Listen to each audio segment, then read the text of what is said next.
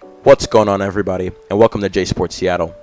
In this video, I'm going to be talking about the Mariners. I'm going to be talking about the last few games we've played and look ahead to the rest of our schedule once more and our current division and playoff standings, as well as how our hitting has been, how our pitching has been, and overall, just the overall state of the Mariners, just a check-in. So if you like the video, make sure to like, comment, subscribe, and share for more Mariners and Seattle sports content. And without further ado, let's get on with the video. All right, so the Mariners yesterday, September 2nd, won against the Mets. The series is tied after we lost the first game 2-1. Last game was a little bit of, last game was like any other Mariners game. Chaos ball, heart attack. Like, we were, at one point, we were up 3-0, and then Castillo gave up a 3-run homer, and I'm like, ah, crap, here we go again with the chaos ball. But, hey, what's Mariners games without chaos ball or a heart attack? To be honest, what's any Seattle sports without a heart attack? Seahawks, Mariners, even the Kraken have given me some heart attacks last year. It's crazy, but that's just how Seattle sports work. Hey, it's entertaining until we lose. So, but getting back to this, yeah, the Mariners won yesterday 8-7. Offense came guns a-blazing after we only put up one run on Saturday. So I'm glad to see that the offense answered the call, because we needed that. We really needed that. But pitching fell asleep though. Castillo had a rough time. He had like 5 earned runs. Not what we want. But it was only on like 3 hits though. But I think it's because he gave up that 3-run homer. I think that's what really did it. So. It's not the first time Castillo has had a bad outing like that. I do recall, I think like game 2 of that Angels series in Anaheim when we swept them. It was a shootout. I remember like at the bottom of the 6th, it was like 7-7 with Castillo on the mound, and Castillo bottom of the 6th. And he struck out Shohei before we went out. But hopefully Castillo can, fix that a little bit, because I don't want to see him have a lot of bad outings like this. Especially, it's okay if he has a bad outing. Every good pitcher has a bad outing. I recall Scherzer not having a good outing not long ago. Justin Verlander had a crappy outing yesterday, or not yesterday, the day before. So, good pitchers do have bad outings every now and then, but for Castillo, I do want him to limit those, because the fact that I can recall another bad outing that it wasn't that long ago shows that it's happening a little more than we want. So hopefully he can fix that up. I don't know if him going up against like the A's, I don't think he went up against the A's, but like the Royals, I don't know if him going up against the Royals had anything to do with this, especially since that one game he literally threw like 47 straight fastballs, and they couldn't hit it for Jack Diddley squat. I don't know if that has anything to do with this game. I don't think it does, considering that was literally like 2 weeks ago. But he seemed a little too comfortable on the mound, and he's gotta focus up. So I think he'll have a better outing next time, like he always does. He always usually has a bad outing and then rebounds and has a better one. So I think he'll have a better outing next time. But we do face harder teams. We got to face the Reds next. Then we got to face Tampa Bay after that. So we're going to need all of our pitchers to be on their A game. So but speaking of the schedule, looking ahead, as we know, we got New York today. And about just a little over an hour as of the making this video was the series finale against the Mets. So hopefully we can get the series win and head into Cincinnati with some momentum. We got Kirby on the mound. As you know, he was supposed to start in this game right here, the one that Weaver started. Weaver was not a good pickup. I don't know why we signed him. He's not really that good of a pitcher, because Kirby had a stomach issue, so that's why he came in. But or not, I don't know if it was a stomach issue. I just know he had an illness. But yeah, Kirby's back on the mound against McGill, so hopefully we can take this game away. I don't remember what the money line was. I think it was -190 last time I checked. Not too sure though. But it is in our favor, so we should be able to win this. Hopefully we'll win this, especially since we got Kirby. on the mound. So, but yeah, we got the Reds after. Then we got Tampa Bay. These 7 games gonna be a little bit of a rough stretch because Cincinnati's a playoff team if they're not in the hunt, and Tampa Bay is top wild card spot. So these guys are not to be messed with. So we gotta take care of business against these guys. And then we got the Angels. We don't have to really worry about them because they've basically given up on the season. They're like, all right, we're waving our white flag. We literally got Leon from them as one of our relievers, and then they put Renfroe on waivers. He went to the Reds. Oof. Okay. Yeah, so definitely we gotta focus up on this tomorrow. I think they got one more player also. I don't remember who from the off waivers from the Angels, and then we got the Dodgers. This is gonna be a really, really rough series. I wouldn't be surprised if we lost the series because the Dodgers are really good. Even though they lost to the Braves, they lost the series to the Braves. They're still really good, and the Braves are the best team in the league. So the Dodgers are not far behind them. They're probably the second best team in the league behind the Braves. So they're going to get that first round bye. They're leading their division by like 13 games. So I wouldn't be surprised if we lost this, but I kind of do hope we win this. Take 2 out of 3 at least. Then we got Oakland. I hope we sweep these guys because it's Oakland. And then, like I said, final 10 games against the division. I mean, it's technically the final 13 games, but these guys are not in playoff contention, so I'm not counting those. But these final 10 games against the division, like I said, it decides who wins the division, who makes the playoffs as the wild card, and who misses the playoffs altogether. So far, the Rangers aren't looking too hot.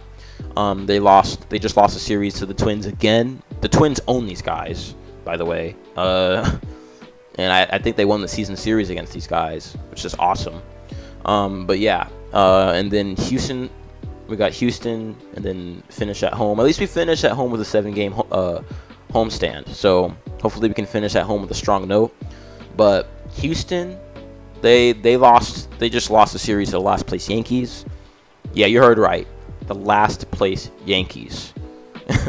I don't recall. I mean, I just started watching baseball like the start of last year. So the beginning of the last year season. So I don't know if the Yankees have ever been last place before, but it just doesn't sound right. So comment below if you remember a time when the Yankees were last place in their division this late in the season. But yeah, this final stretch is going to be rough, so we're going to have to be on our A game. We cannot be messing around. We got to win this division. I mean, first time in 22 years, we got to win it. And speaking of the division, this is our standings. As you know, right here. Second seed behind Baltimore.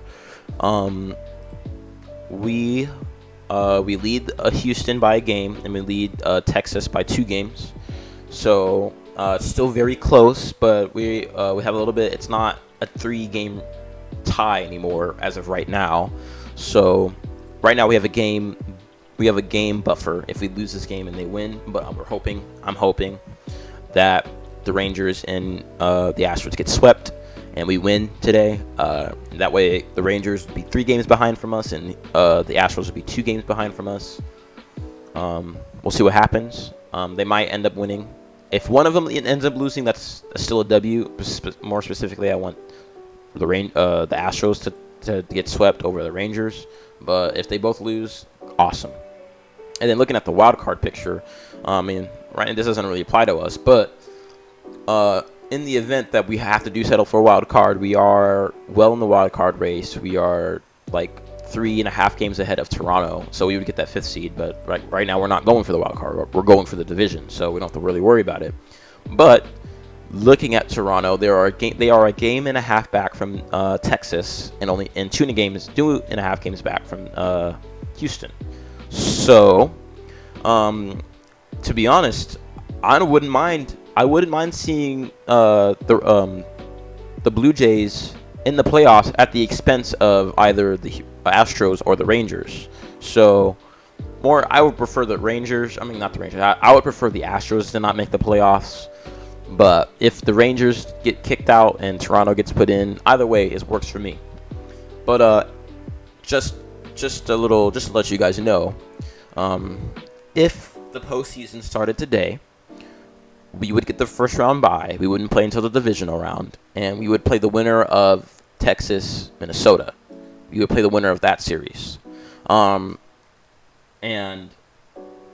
considering that Minnesota owns Texas right now, I would have Minnesota winning. But we do own Minnesota. We beat them this year, so we would be able to have a good time against them in the second round. So, and if the playoffs started today, then it'd be Houston against Tampa Bay, and they'd play, and then Baltimore would play the winner of these guys. And obviously, we want to see Houston get booted out of the playoffs as soon as possible. So whether they don't make the playoffs or they're a first round exit, either way works for me, as long as we don't face them. So even if we do face them, I think we can win this time. So because our pitching is insane. But yeah, we would want to hope for the Blue Jays to kick out one of these guys more. Hopefully the Astros.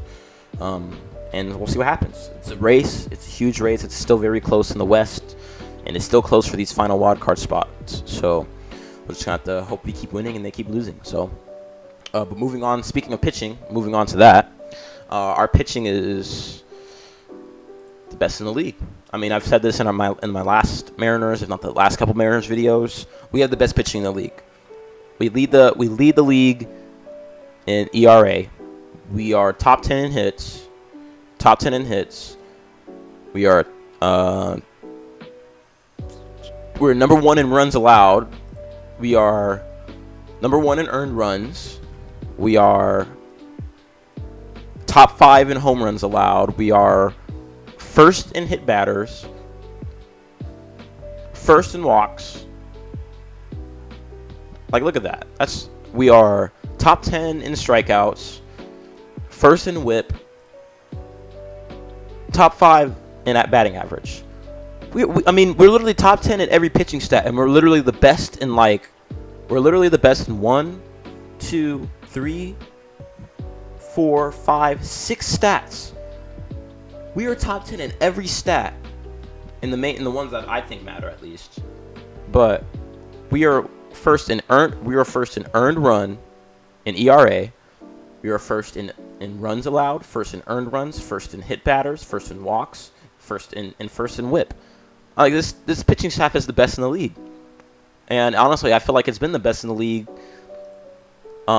since the beginning of the year. To be honest, our pitching staff was really, really good last year. It was top 5 last year, but this year it went above and beyond.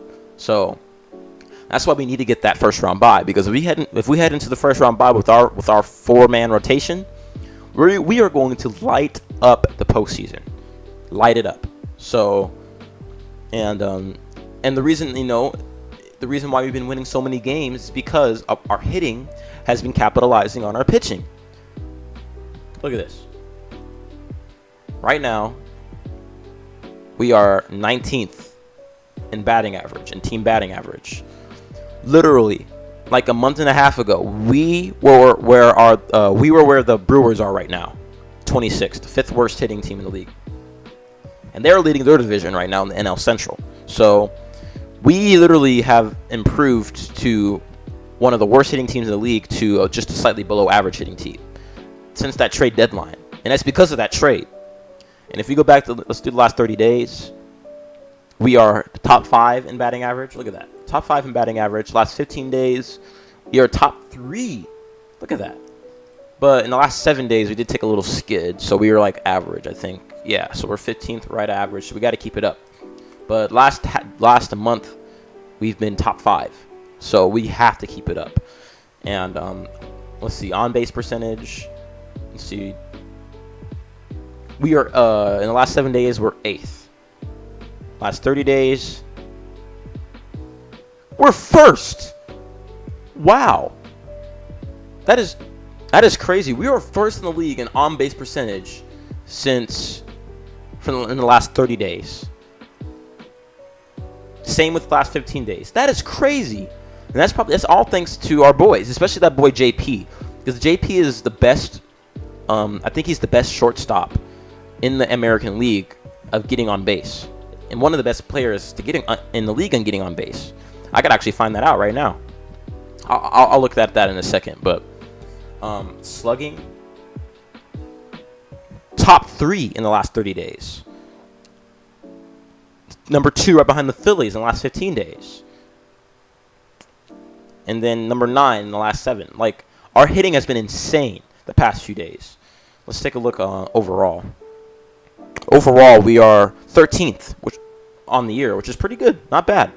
And then looking at on-base percentage, or on the year, we are number 12. Pretty good. Not bad. So, and then ops. Let's take a look at ops.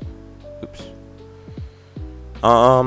Number 12. So we are not a bad. We can get on base. It's just our batting average. We would never be able to cash in with runners in scoring position, but we have been doing that more lately.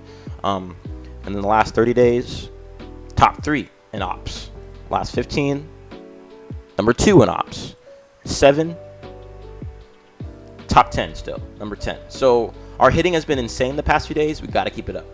And I'm gonna check. On base percentage. I want to see where JP crossed. He's 10th. He's 10th in the league in on base percentage. Okay, so he's the second best behind Corey Seager on the year. He's the second best shortstop in the American League in terms of getting on base behind Corey Seager. So JP is insane. He's had a career year, and I'm glad that we kept him as our shortstop. All the people that wanted us to get like Bogarts or another shortstop, tripping. Because look, where's Bogarts? He's not even in this.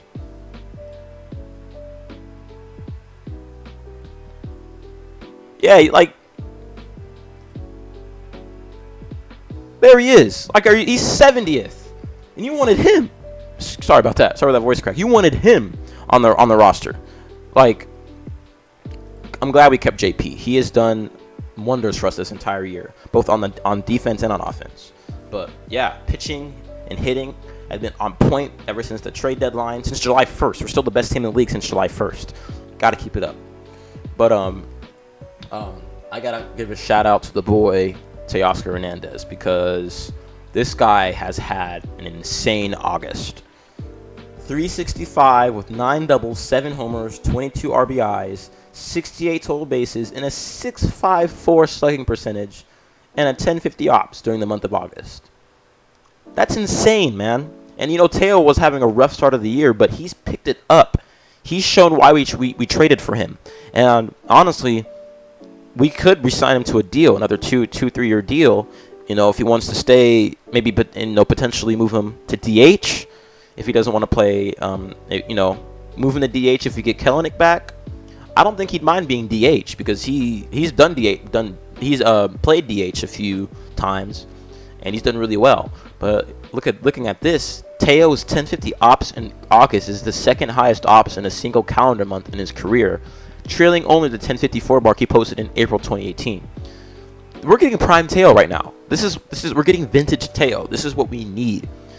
And I'm glad that he's stepping up. Him and Julio have been a 1-2 punch in August, and along with everyone else, Gino has been an RBI machine. France has kind of fallen off a cliff a little bit, though. He's still been producing, and he still gets on base, whether hit by pitch or a walk. He still gets on base. And I hope he's not seriously hurt, because I know he got an elbow contusion last night from getting hit by that pitch. But our offense has been good, and it's been a lot because of this guy and because of the trade, the guys we got in the trade, Josh Rojas and Dominic Canzone. They've been producing. Canzone literally hit a homer yesterday. So, and then J-Rod, 14, extends his hitting streak to 14. Actually, now it's 15, I think. Yeah, career high hitting streak to 15 games, which is also the longest streak in the MLB, which is insane. And then Teo extends his hitting streak to 11 games with this home run. He's batting .395 with 2 doubles, 6 homers, and 16 RBIs during the streak. That is crazy. So I'm glad that everybody is producing. And and then George Kirby has the highest strikeout to walk ratio and fewest walks through a pitcher's first 50 career starts in MLB history, excluding openers. This guy can be our next Randy Johnson. I know Randy Johnson is known more as a D-back, but he still is really good for us and still produced lights out pitching for us. I mean, if not Randy Johnson, maybe he could be our next King Felix. So you never know. But Kirby has been an absolute flamethrower on the mound, and I hope he can keep it up because Kirby is amazing. I mean, he literally has a MLB record, the most consecutive strikes thrown. That's crazy. I mean, here, I'll even just. Oh, I just want George Kirby. Just give me George Kirby, please. Google, man. Out of here. Be gone. Be gone. All right. So, yeah, look at that. 24 consecutive strikes to start a game. And he made an all-star. This guy's going to be insane for us. If he wins a Cy Young in the future, I will be absolutely impressed. And I'll be so happy and impressed with management for finding this guy. So, because what round was he selected in? All right, 20th overall pick. So he was a highly touted prospect. But he has been lights out for us. So was the entire pitching staff. So we got to keep it up. Because we got to make this push. Like JP said, like when he was making homage to Jay Booner back in '95. F the wild card, man. We're going for the division, and that's exactly what they're doing right now. And we got to keep it up. But I think this is all I have for this video. Comment below if you think that we will win if you think we're going to win the division, or if you think we're going to finish with a wild card. And comment who you think has been our MVP the last month. Me personally, it's been Julio. Some people might think it's Teo, but comment what you comment your thoughts on below on that. And if you like the video, make sure to like, comment, subscribe, and share for more Mariners and Seattle sports content. I probably won't be making another Seahawks video today. Because I got a lot of stuff I got to do, but I might make one during the week. We'll see what happens. Probably just a little preview of the Rams game a week from today. So I'll probably end up doing that at some point this week. But thank you for stopping by. Have a good day. And go Hawks, go Mariners, and go Kraken.